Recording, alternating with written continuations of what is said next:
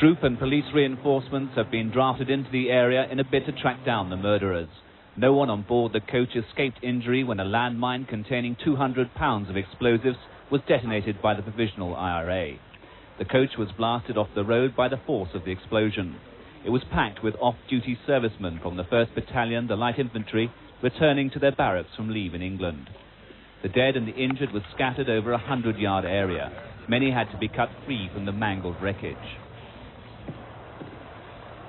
My first impression of it was I was confronted with a young body that was lapped around a lamppost, and his whole face was totally mutilated, and he obviously was dead. There were other screams coming for help for the bodies that were trapped in the bus. There were some of them between the bus and the fence. There were other ones trapped in the bus. There were people in the drains surrounding the place. We lifted the bus up off the ground to get boys, pull the boys out. We were pulling boys out and we had nothing to hold on because there wasn't legs to hold on to them. The scene was just horrific. It was horrifying. There was blood everywhere, and it's the worst thing I've ever seen in my life.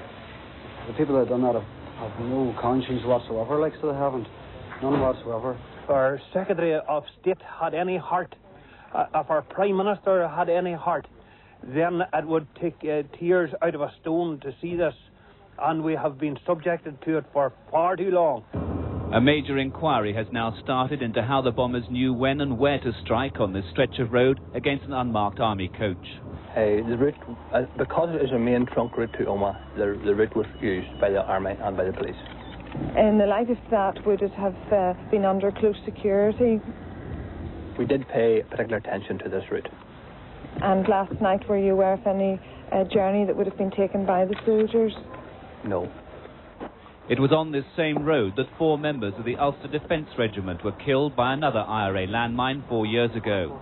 At one time, it was reported to have been declared off-limits to members of the security services. Today, the flags were flying at half-mast at the soldiers' barracks in Omagh. 28 of their comrades are still in hospital. Each of them is being attended by their own personal nurse. 5 remain on the critical list. David Chater, ITN in Northern Ireland.